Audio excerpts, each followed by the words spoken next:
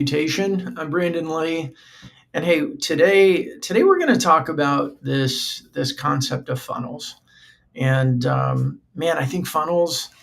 The title today is "Buyers Don't Follow Funnel; They Follow Leaders, or they follow visible leaders specifically." And we're going to talk a little bit about what the heck does this mean? I think we've been inundated with funnels for about 15 years now. I'll say 2010. And it's all been about the funnel, the funnel, the funnel.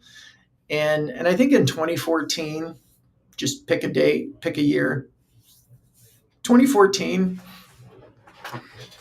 internet was still new, digital marketing was new, digital selling, social selling, all these new terms over the last 15 to 20 years were coming out. And I think this concept of working the funnel really made a lot of sense.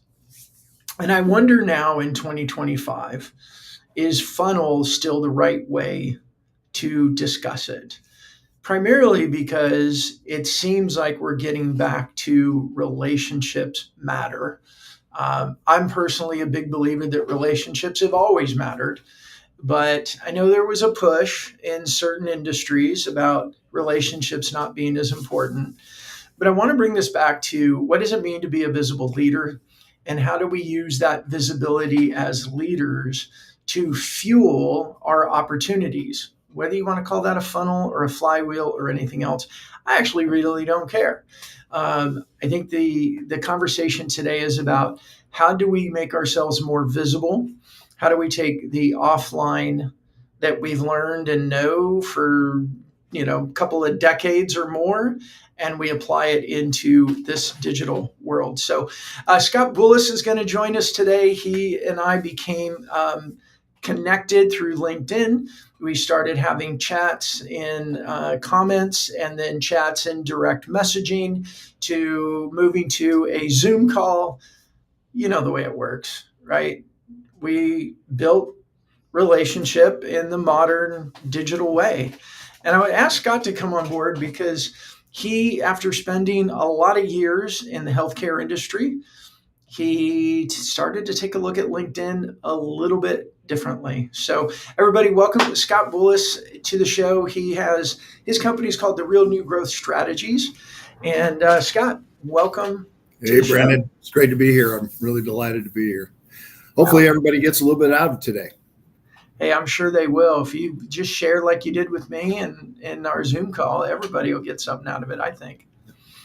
So, well, Scott, I'm going to just take us back a little bit, give us that brief history of your career, and want to move us to LinkedIn, of course, and digital reputation, your visibility as a leader. But take us back a little bit until you had that aha moment around LinkedIn.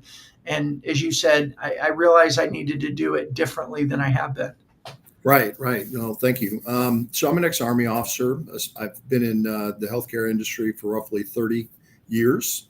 The healthcare industry is interesting because we really always did get access to doctors and vice presidents and C-level. We could just walk right in the hospital, especially if you were working for a big reputable company.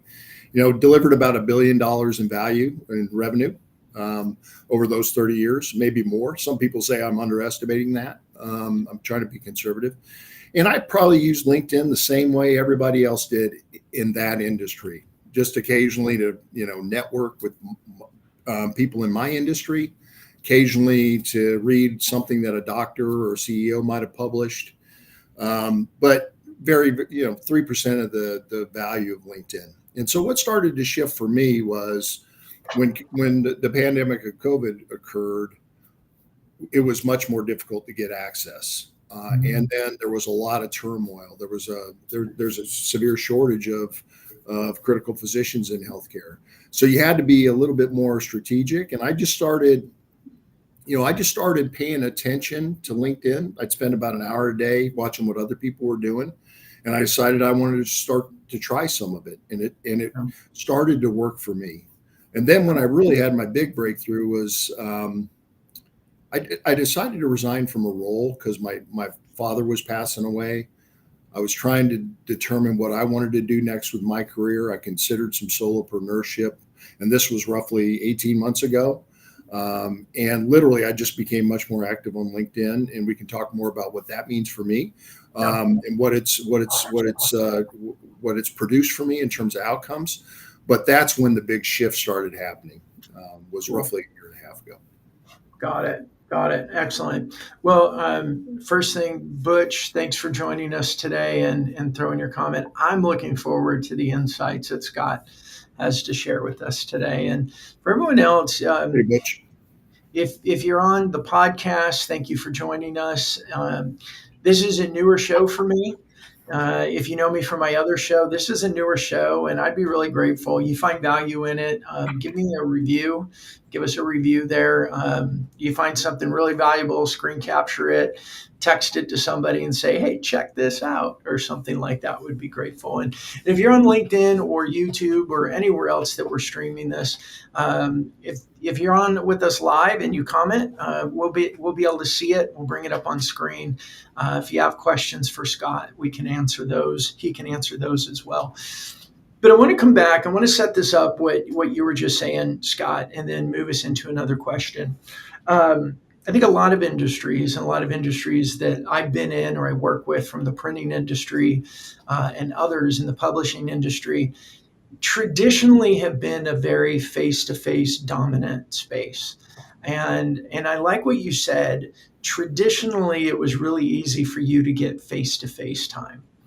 And after COVID, and I think it's not just a COVID related thing, I believe that the growth of so many startups means there's tens of thousands more companies out there than before. So it's a lot more competition for headspace. The automated emails tools that are out there means more companies are also automating their messaging out. So buyers are getting bombarded with emails even more. More companies, more tools to help companies email means buyers are getting bombarded. And then the same thing with cold calling. More companies means more people making calls, plus add technology to it, and you got a whole bunch more calls going into people. So I think it was this combination. It's easy for us to say COVID, but I think there's also this tech and startup and new business world that have infiltrated every industry. And all of a sudden, I think a lot of buyers were just like, well, wait a minute, this is a lot. But with COVID, less face-to-face, there was less travel for a while. And so you and I had talked before about people they're known in a room, they're known at an event, but they're not known beyond that. And it's limiting. So I think you experienced that gap. You experienced that when you said you started looking at LinkedIn a little differently and wanted to use it different than what most people did. Can you speak into that a little bit? And Absolutely. And I was most recently the CEO of an open MRI company, and I got thousands of those messages, and I hated them. And I said, that doesn't work. What am I going to do differently? But I think, to me, this may seem like an old-fashioned concept, but to me, it's more relevant today than it's ever been. And it's hello, George. Hi. Thanks for joining. Yeah, thanks for joining us, George. You know, it's this idea of, my mom used to call it the golden rule: do unto others as you would have them do unto you. So I'd like to reach out to every one of those salespeople and say, is that how how people earn your trust? Is that how you like to be sold to? So do unto others, to me, if we follow that principle, we solve 99% of those problems. So what I did differently was I said, these are companies and people that I'm interested to get to know. And I made a manageable list, not a huge list. I would not recommend a huge list. I promised myself I'm not going to over leverage technology. I'm going to be real and authentic. And I followed every single one of them. And I read everything they posted. And every comment people I followed commented on. And I did that for a while to kind of get an idea of what was important to the organization and what was important to those people. And I'm also a fan of saying we're all human beings first. We have families. Some of us have issues. Some of us, I'm going off to a college graduation this weekend. I'm not just all work. And so I try to meld all that into a plan of I read their comments and I thoughtfully comment on it. And I'm going to give you an example here in a second, because I know that's a little bit. Don't just like it. Don't just say, hey, great post, great comment. Don't just say like this. Really have a thoughtful comment. So when I took on the role as CEO of MR Open Evo, I made a decision. Most of my background is in the hospital-based provider space, some private practice, but I made a decision that this was not a traditional radiology magnet. This was a magnet that was best for orthopedics and sports medicine and ortho surgery. And I know nobody. So I hit the wall. I hit the wall of trust. I could used to walk into rooms. I had to figure it out differently. So what I did was, and I'm going to make it very specific. Ortho Virginia is one of the largest orthopedic practices on the East Coast. Hundreds of doctors. I just read everything they posted. And I'd say something like, I love that you're doing this community education day for elderly people, because a lot of elderly people need to have these surgeries. My dad did, and he was afraid and confused. So I love that you're making people less afraid and confused. That's great for the community. And I'd say things like that. Quick question. Did you talk about your dad as well and what your dad was going through? And what I'm getting to, you and I talked about this blend of kind of the personal humanity content with business education and kind of marrying those two together. Of course I did. And I'd say, my dad recently passed. I was with him. He was considering, replacement knee surgery. He was confused. I wish he had these types of resources. But what I was doing was I was honestly reinforcing what they were trying to accomplish. And I do that 2 or 3 times. And the chief marketing officer commented to my comment. And I said, thank you. I think you're doing a great job. And I'll leave her name out of it. I went to DM and I said, here's why I'm interested in your organization. Just real honest, And she said, I'll get you a meeting with our chief operating officer.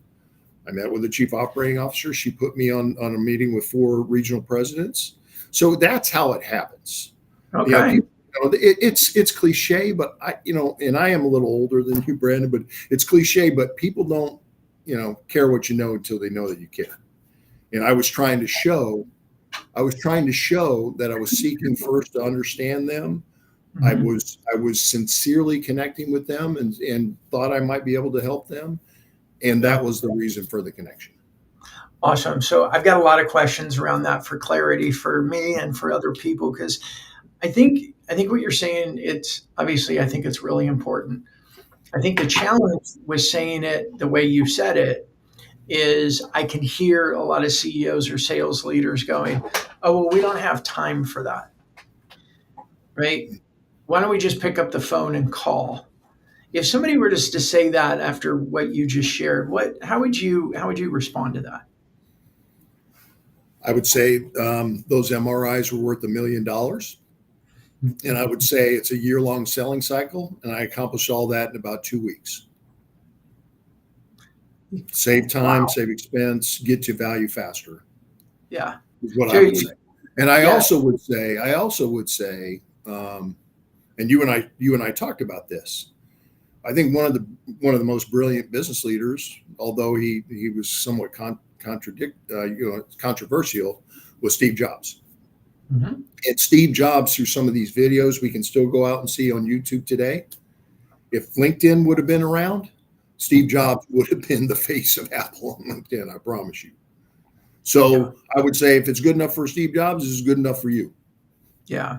And I think what you're saying there, and I've shared this story quite a lot, is that what Steve Jobs did, what Bill Gates did in those years, pre-LinkedIn, pre-YouTube, pre a lot of digital content, was they built a brand around themselves. And I know a lot of business leaders they hate the term personal brand. Fine, put it away. They built their reputation. and they used PR, right? They probably had multiple $1 million budgets per month for their PR teams that were designed to get them on magazines and interviewed in newspapers, interviewed on the news, at behind the podium at big events where they could speak to thousands and thousands of people. And you have to ask yourself why. And it's, well, because the more well known they are, they grow their business brand simultaneously. But we always know that people connect better with people than they do with brands, especially in B2B, right? I mean, I think now it's also why, like, even Salesforce is doing commercials with Matthew McConaughey and Woody Harrelson. Why? Well, because most of us love those guys and love the movies that they put out and the shows that they're in. And we're going to remember Salesforce more because we remember the people than we are if we just think about Salesforce as a tech platform. Right, right. And there are so many examples of where it simply works. And I think George asked the question. Yeah. And George, I would say to you, That, when I said I don't want to use too much technology, I'm meaning Chat GPT or anything like that that's going to generate something for me. I want it to be real and come from my mind. I do use Sales Navigator. I do use Sales Navigator in addition to LinkedIn. And frankly, I find it a little frustrating because then you're working with two sets. And so what I do is I time block and spend time in one, as well as then time block and spend time in Sales Navigator. Yeah, George, thank you for that question. That's a great question. Scott, when you started commenting on other people's posts, you also mentioned to me earlier that you posted a little bit differently. You were doing some educational content. You were doing a little bit of what I tend to call humanity content. Right. Tell us a little bit about your posting strategy. And then I am going to go back to commenting because I believe commenting is more important. But I do know that most people want to go to, what do I post? What do I say? Yeah. Well, what I would say is I think of it as a schedule. I think of it as ratios or percentages. I want to post, 10% of the time something personal. What do you mean by that? Tell me what you mean by personal. I think that's so some of my largest posts ever was when my father passed away. My father was a infantry colonel in the Army. He served in 2 wars, and he was my hero. He was my rock, and I dealt with it in public, really, so people would understand, who my father was and what he meant to me. I posted when I had to put my dog down. I posted when my granddaughter turned 4. I post about earlier in my career, I was a coach in what's called landmark education. A lot of people know what that is. I was actually a self-expression and leadership coach, but I took some of that and I've posted around, things like observations. Why do little children see the world as endless possibilities, and we're all filled with self-doubt and fear and stress? And so I posted a picture of 2 of our youngest children. And I said, what do they want to be when they grow up? One wants to be a quarterback for the Jets, and a gazillionaire is what the start of the post was. And those posts get reach. Right. But they also let people know who I am as a person. And so another part of the concept of this podcast, as you described it to me, is trust. Mm-hmm. And to me, trust is reliability, truth, strength. Can I count on you? Integrity. That's trust. Yeah. And the things that I post about personally, I think build trust in who I am as a human being. Then I post. I always post on holidays. I do something like you do, or you used to do, the dad jokes. I do something Chicago Friday Fun Day, right? I do little differently on the weekends than I do during the week.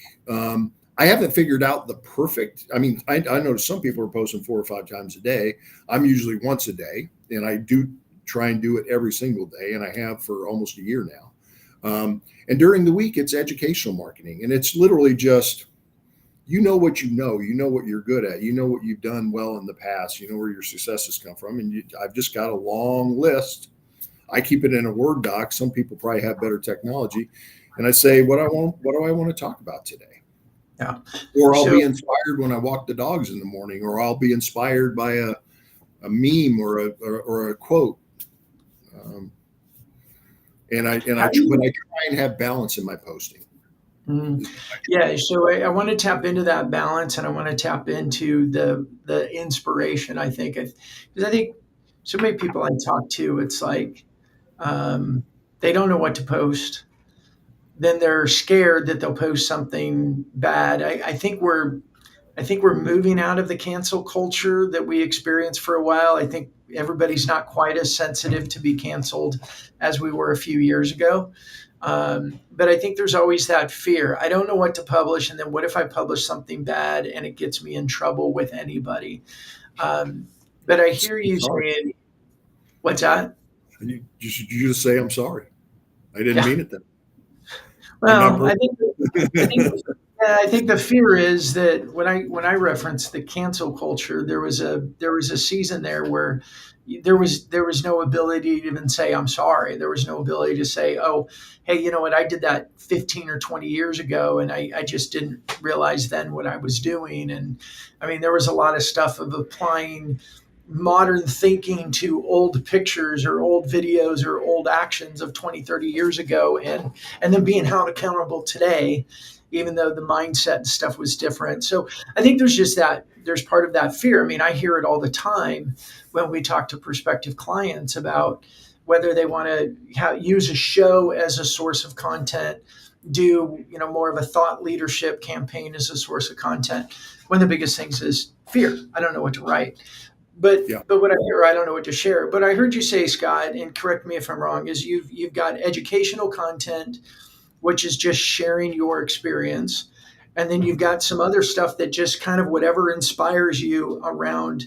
You use the word personal, which I tend to stay away from because I never know what people think with that term. But I like to use the word humanity.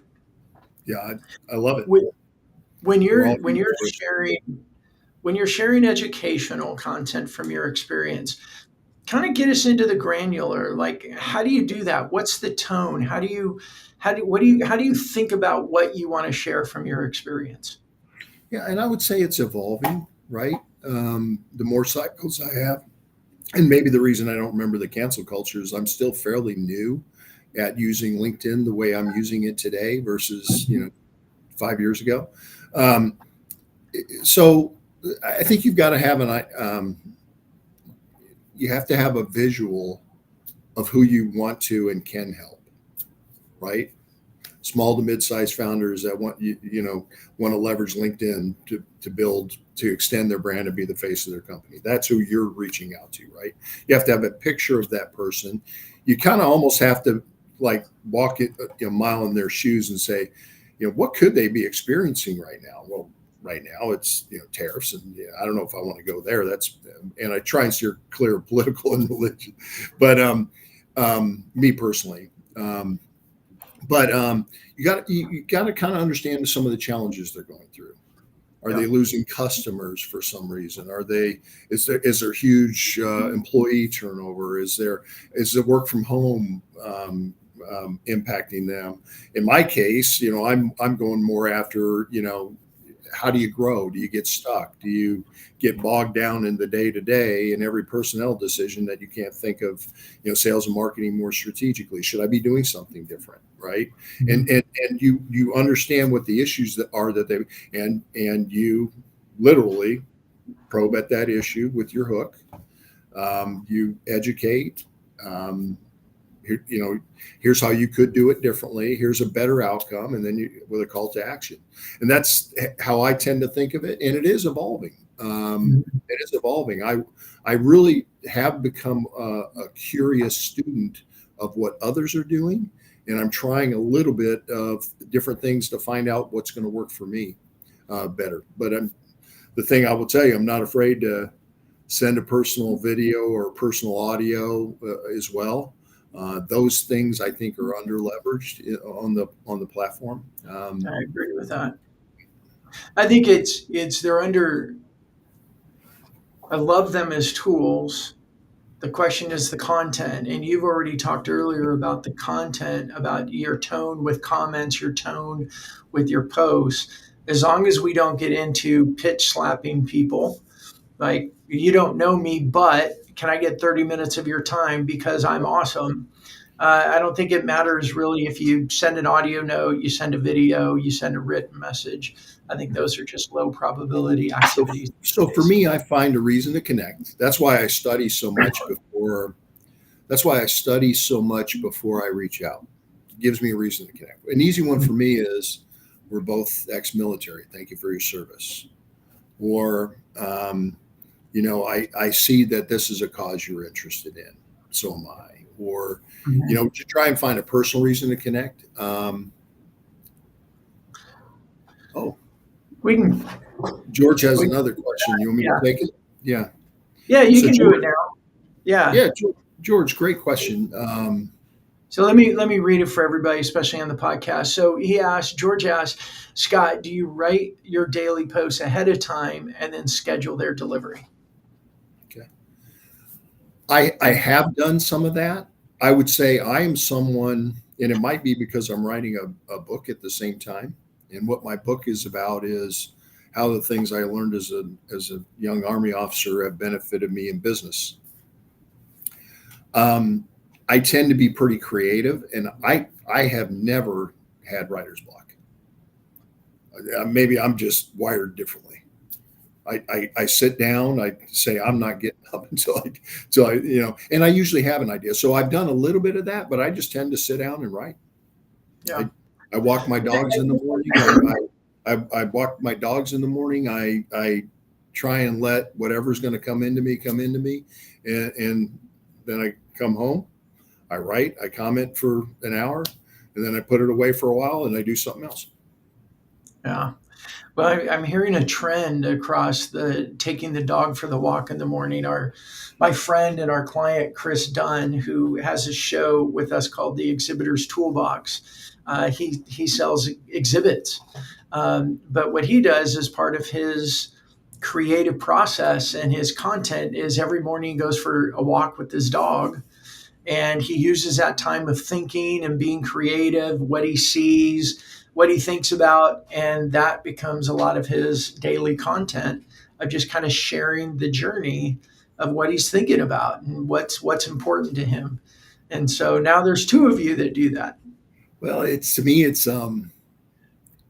clears my head, right? There's no phone, there's no email, there's no stress.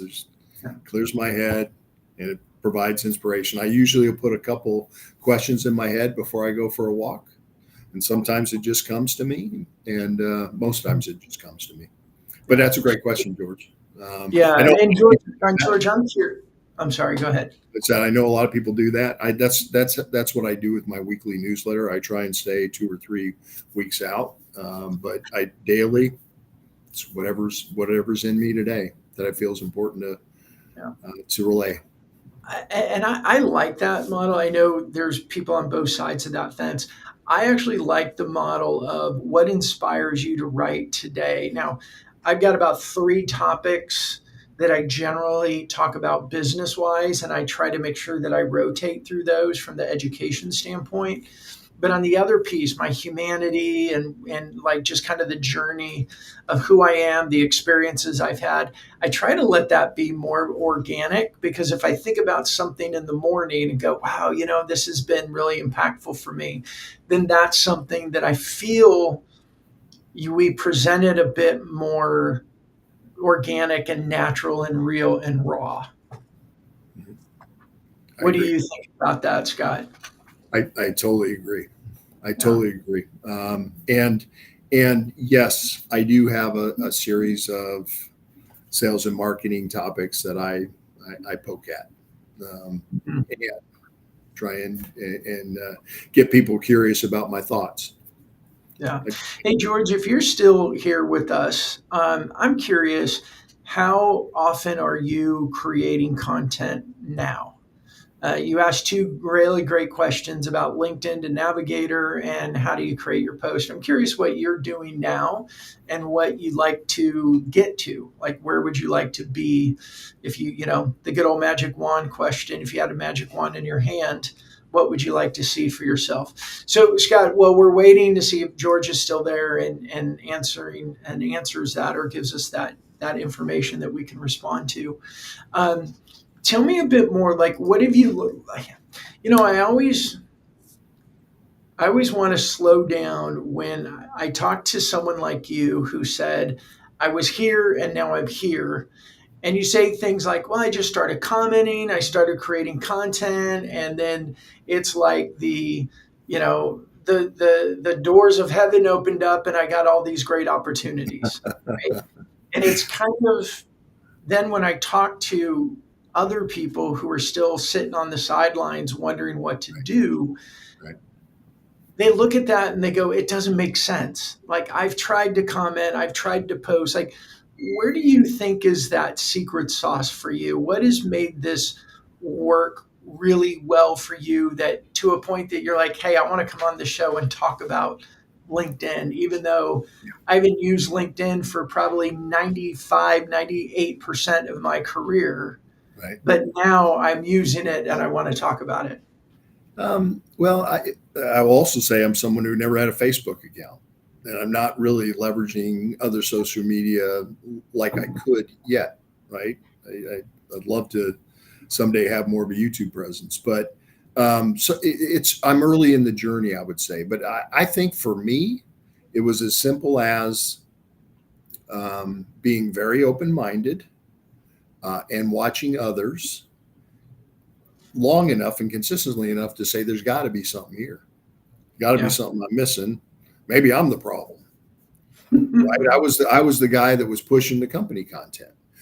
I would also say I spent a couple periods of time in my career at GE Healthcare, which is one of the premier organizations that sells the big stuff in the hospitals. Right, you get $1.5 million MRIs and $1.5 million MRIs, et cetera. And early on, I watched a good friend of mine who's the CEO of U.S. and Canada. It was cancer awareness. She and the CEO of all of GE Healthcare put on these silly looking pink wigs, and they could, they have big jobs. I mean, these are multi billion dollar companies, and they're putting on a pink wig and being silly Yeah. for cancer awareness. Yeah. And I would also say I was somebody probably earlier in my career that got the idea of complex selling and being able to connect the dots across complex organizations earlier than others did. And I saw some analogies to LinkedIn to what I had done well in the past to do, $50 million deals, right? $20 million deals, Right. multi-year deals across complex organizations. Because I promise you, as somebody who was an ex-CEO, most times the CEO would appreciate someone having done all that research, right, and had all those interviews and all of those impact and discovery questions and stitched it together in a way that said, we aren't investing like this, but we should be. Right. And so I saw some similarities in LinkedIn there. And I think for me, it just it appealed to my creativity. Like I said, I was open-minded. It was a way I really embraced the idea of trust isn't earned in an email, like a DM that I can delete in 10 seconds because you asked for 15 minutes of my time, or you copied and pasted and you didn't put my name in there. Right. They put Brandon instead of Scott. Right. So I'm just going to delete that. So it goes back to what I said earlier, do unto others. And it was a way for me to have one-to-many people know what I stood for. Yeah. Scott, did you experience where you were paying attention to some people via LinkedIn in your industry, and then you kind of got the aha moment of like, wait, I keep seeing their content. I've been reading it. I feel like I know them from this. Like, is that when you kind of looked in the mirror and were like, wait, I can do this too? Or is Right. that how'd you get there? Literally, it's like that. I was Yeah. open minded. This is a marketing platform that, and that's probably not the term you would use. Um, it's a socialization platform. It's It's called a a social connection. network for a reason, right? Yeah, We're supposed it's a to be connection platform, social. I and mean, I and think. and it's a very low investment, right? I don't have to go buy Yeah. systems or SaaS that cost me a bunch of money. It was a tool that was, priced right, and my mindset was right, and so I just started using it. And the more and more and more I watched people like you, um, and I'm still fairly early in my journey with it. I know there's some people that have been doing this every day for 5 to 6 years, Mhm. and have huge following and good business results. So I said, if it works for them, why wouldn't it work for me? That's good. What kind of fears did you have pop up when you at least started thinking that way? Did you have any fears pop up? Yeah, I think the only one I had was because I get called all the time. Do you want to come be the president of this division of this company? Scott, I got an opportunity for you back in healthcare to go lead a big sales force in North America.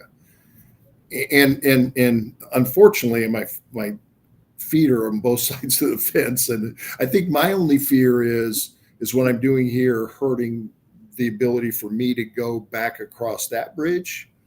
Hmm. I had no fear because honestly, you care about what the people you love and your family and your friends think about you. But I honestly don't care.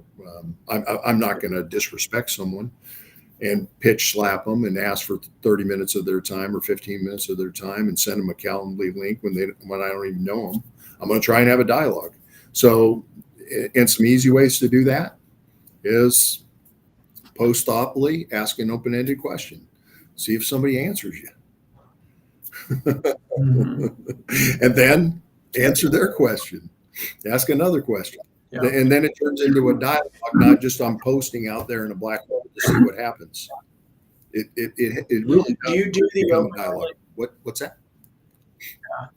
do you do the open-ended question, tactic, if you will? I'm assuming that's just part of who you are now, but let's call it a tactic Yeah. for ease of use. You do that in your comments as well as your posts? Yes. And honestly, that's something I could do more consistently. Mhm. How do you determine who to go comment on? Again, I think you mentioned this briefly when you were talking about the example at the hospital, but overall, I mean, what I like what you're saying. Obviously, I know it works as well, and I also know that I hear, well, we don't have time for that, and my reaction is always, well, what are you doing with your time that's not working? Where you Right. could then spend your time on something that is working. So it's never a time issue. It means you don't have belief in this as a Right. tactic. But how do you determine whose post you want to comment on? How do you Well, go about doing that? there's a couple of schools of thought. One, if I'm a B2B salesperson or sales leader, or in a more of a corporate role, America role, who are my potential customers? Right? Who are my high value targeted customers? Um, in a solopreneur role, it's a couple of different things. It's who are my ideal clients that I want to start a relationship with, and also who are some other people in the same niche or genre or market niche as I am, and I want to comment and reinforce what they're doing, so that when the people that follow them and are interested in what they're doing, they see you as someone who's credible, trustworthy, Mhm. can deliver results in the same area, and maybe you get some Yeah. pollination. I'm not trying to steal anybody's clients. I honestly, thoughtfully, what I will say is, I will say, I really love that idea. I really love what you posted today, and here's why. Or I agree, but I sort of disagree. Or I might add this, and ask an Yeah. open-ended question. So all of those things further the dialogue. And I didn't get that. I mean, That's I'm just really a cool. dumb ex-army officer, and I never had a Facebook, and I didn't get that until about a year and a half ago. And it really works. And I go back to what I said earlier. If your potential client, that CEO or founder of $100 million company, doesn't think it's worth the time, I would give him an example of two of where it was a hell of a lot easier than 100 cold calls and emails. It shrunk the sales cycle, got me access faster.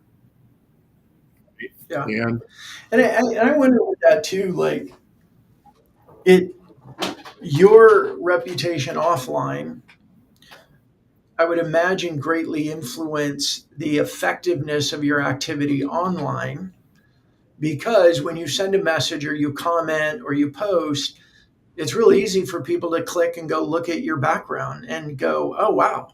So like that CMO for the hospital group that you were referring to, you commented a few times, they commented, you commented back, you sent a connection request and you shared who you are and what you do. And they said, well, yeah, let me get you connected to, I think it was their yep. COO at that point.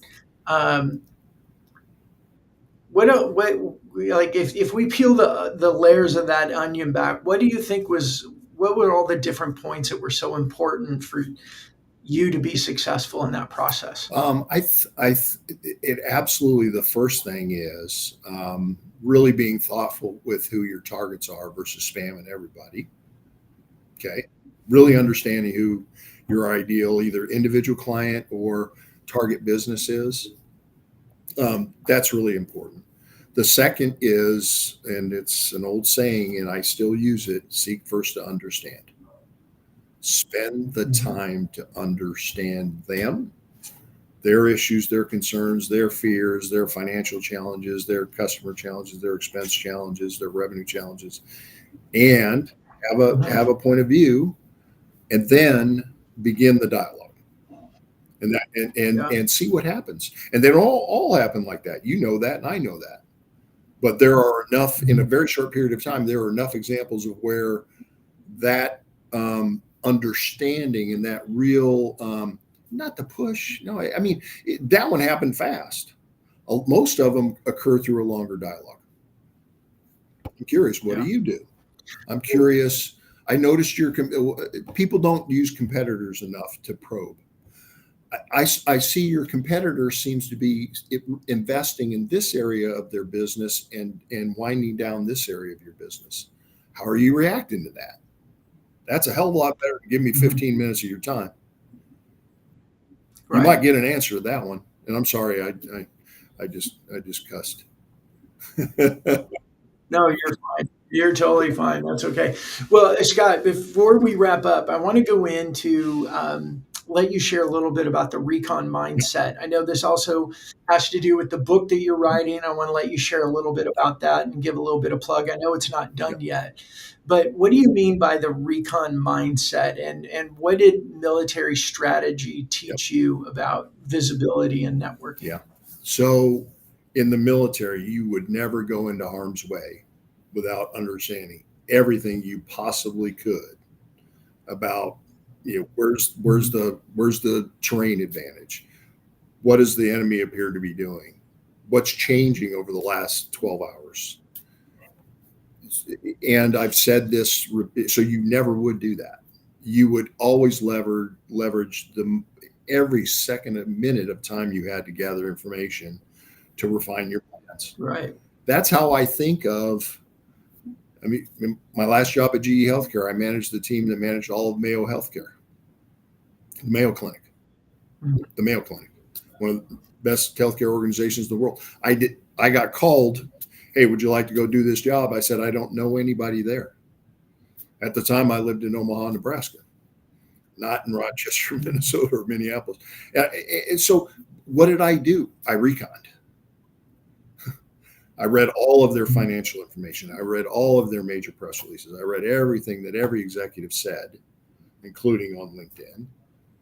And I put together a different kind of strategy, which meant I didn't try and sell them more MRIs and CTs. I tried to sell a bigger, more strategic relationship between the organizations, which worked. So, and you do the same thing with people. Hey, I noticed you said this was important to you. It's important to me too, right? What did you do in the military? I was an armor officer. Hey, that's pretty cool.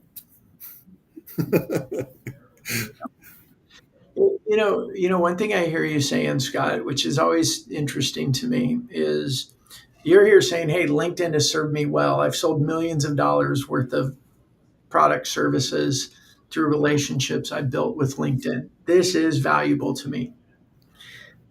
And what you're saying is do the work, make it personal, do the research, figure it out. And then most of the time when I hear people that don't want anything to do with LinkedIn, their general first statement is, we don't have time for that. It's been and what I hear you saying, and correct me if I'm wrong, I don't want to put words, it's like, you don't have time not to do this, is kind of what I hear you saying. Is that accurate? That's exactly what I'm saying. Yeah. I'm saying when you're in an armored battalion and you have your platoons and I'm a company commander and we're going to attack an enemy, we spend every second we can understanding how to gain advantage, how to minimize losses, and how to win. Yeah. And to me, it just naturally makes sense.